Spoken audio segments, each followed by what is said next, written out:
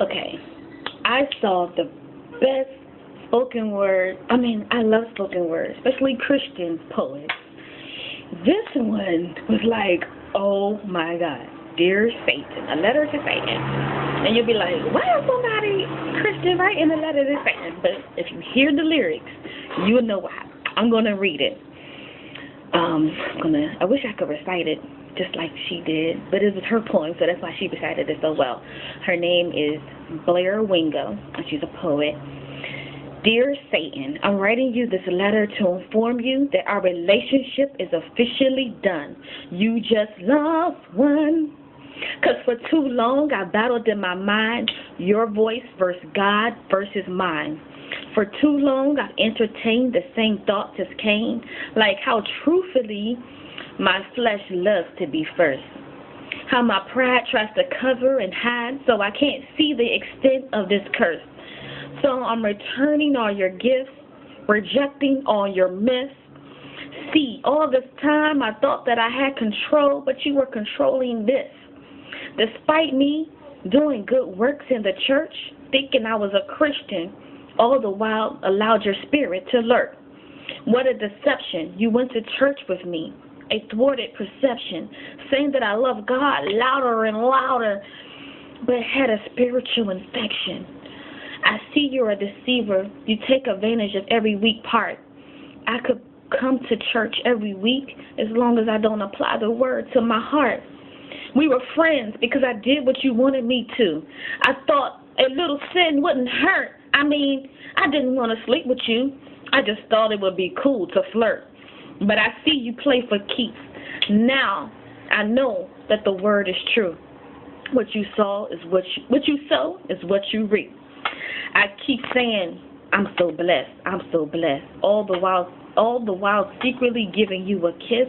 I remember all the places we used to go. Now inwardly it makes me sick. Like how you talked me into going into the club. At first I really didn't want to go, although it wouldn't affect me.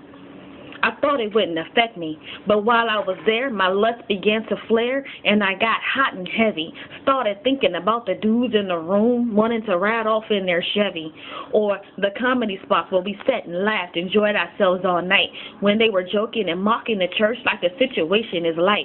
And explicit sexual content echoed through that mic, and I laughed like it was all right. Now I know God wasn't laughing, even though you and I was on a roll. I see it was because my heart was so numb and cold. In the back of my mind, I thought I really give God 100% when I'm old. Once I'm done having my fun, then I thought, what if I don't make it past 25? Then what? What did I live for? I just can't ignore anymore this proposal from the Lord, so I changed my number so you would no longer call and I would no longer fall. But even though I did all that, you still controlled me from afar because I was trying to be a better person. Stop clubbing, stop sex, stop cursing, drop friends, some of greed, cost of greed, stop working, but stopping things don't rid the seed of the serpent. It was all self-righteousness, a righteousness I created. It's like using filthy rags to take a bath, when the truth is my entire sin nature is bad. And me, stopping those things never dealt with the wickedness of my heart. If I thought someone did me wrong, I was so quick to lash back, all the while singing a praise song, even though the Bible says, pay not evil for evil. I refuse to believe, and your strings got me doing things that I can't even help, trying to love my brother, but always thinking about myself. What a curse. Like I could run up and hug someone at church, but because inwardly I wanted to be first, didn't realize it, but I was wishing them the worst. Although the outside was clean, the inside of the cup was filthy and mean. So I wrestled with the conclusion, maybe I've been excluded from being able to live this Christian life. But then that sounds like your voice. You've influenced so much of my life. Those events helped me see how powerless I am. And the reality is there is only one way. And before I was set free, I had to realize I was a slave. I have no merit, virtue, or favor with God.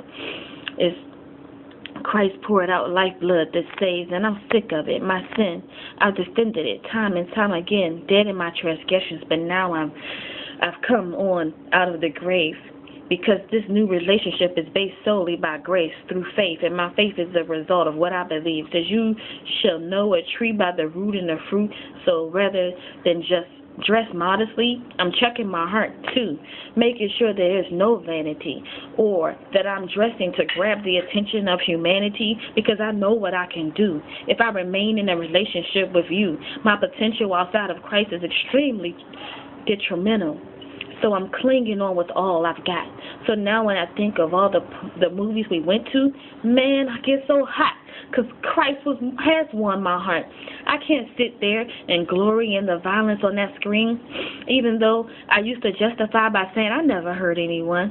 I was being entertained by that very thing.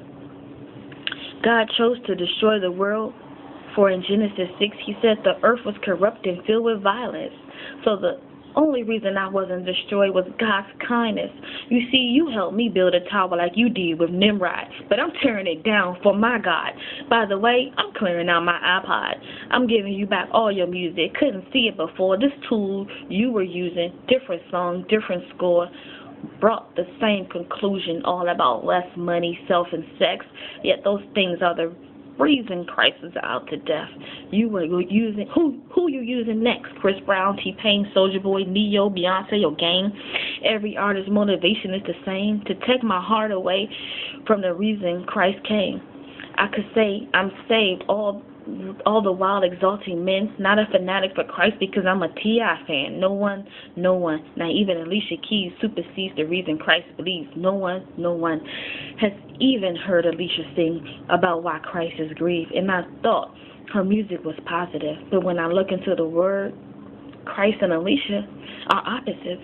Christ is on my mind, and you won't see me bopping it, because he's all I need. He is all I need. Because all that music was to glorify me. Yet the reason Christ came was to mortify me, to crucify my flesh, not to be a Christian and Christian Dior up in the video with Kanye West. Now I see how he's saying he's Christian, yet he's exalting women, sex, and greed. And I said, I was just listening to the beats. You had me so blind to the content. I was so deceived. Didn't realize Satan disguised as I was hitting repeat. At the same time, they were pushing repeat when my heart was beat. My Savior was beat, pierced in his wrists and feet. To take away these worldly lusts, these songs stir within me, so I confess. I am no longer impressed with your whack lines. You'll give me all your kingdoms if I bow and worship at your shrine, and I used to, but now I'm adopted into the vine. So every lie you told me, like you being my homie, that I could rep Christ as long as we kicked it on the low key, I'm done with you. On all the excuses you gave, like living holy is a long process. But the truth is, you didn't want me to change. I used to be a daughter of lies. You used to be my master, but now I'm at the feet of Christ with me box of alabaster, because he's redeemed me, set me free, and I will spend my time all of eternity learning him, wiping his feet with my tears. Oh well, there will be no tears in heaven, but I will sit and give him reverence, because I know I'm undeserving of his love. See, I'm now covered in the blood of the Son. So in case you forgot, I'm writing this letter to inform you that our relationship is officially done. You just lost one. That was hard. That was not written by me. I bless the person who wrote it. Her name is poet Blair Wingo. I bless her that she done it. She done a great job. I don't want her to think I'm trying to steal her lyrics or anything like that. I just had to recite it. Well, read it. I did not recite it. It would be cool for me to recite it, and I will make sure, hey, Blair Wingo wrote this poem. It's a beautiful poem. It's true. It's true. To let Satan know that you lost one, and we're not going to be a part of his game plan.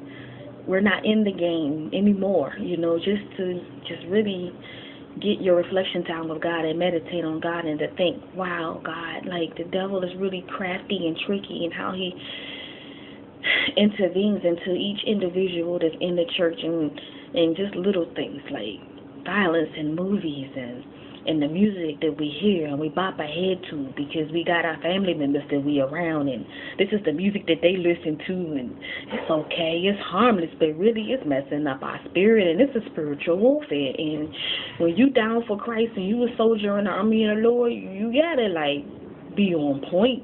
You gotta have every weapon on. You gotta have the belt of truth. You gotta have that sword. You gotta have that Holy Bible. That's your sword. You gotta like be ready to cut the enemy up, because the enemy is out to kill, steal, and destroy the people of God. When you're a person of God and you're a strong believer, man, that sin is like really no joke. It's the ugliest 3-letter word ever. Like, it ain't no joke. It takes away love. Most people who are Christian fall short, really do fall short.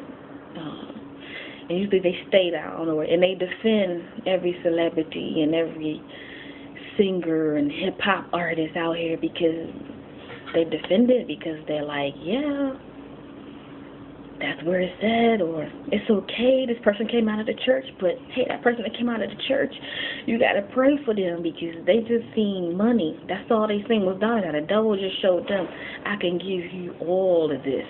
And they just went for it because you just be like, I don't want to struggle no more. But the situation is, the devil knows each and every one of us. So we have to be strong, stand firm. Let the devil, I know you. Let the devil know, I know who you are, and I know what you're trying to do, and you got to stand, take a stand and say, I stand for righteousness, I stand for holiness, and it's done. Like, I'm 100 for Christ right now in this young age, no matter what age you are, little from 6 to 10 to 12 to 15 to 30, which is what I am, to 85 to 90. Like, the devil is crafty, and I really see that after listening to this young lady. I listened to it on YouTube first, and then I said, let me look up her lyrics so I can read it, and then I want to copy and paste it, and I want to like brag about those lyrics that she wrote, because that one is real right there. So that's just it. I just wanted to share this with you too. Okay, have a good day. Enjoy Tuesday.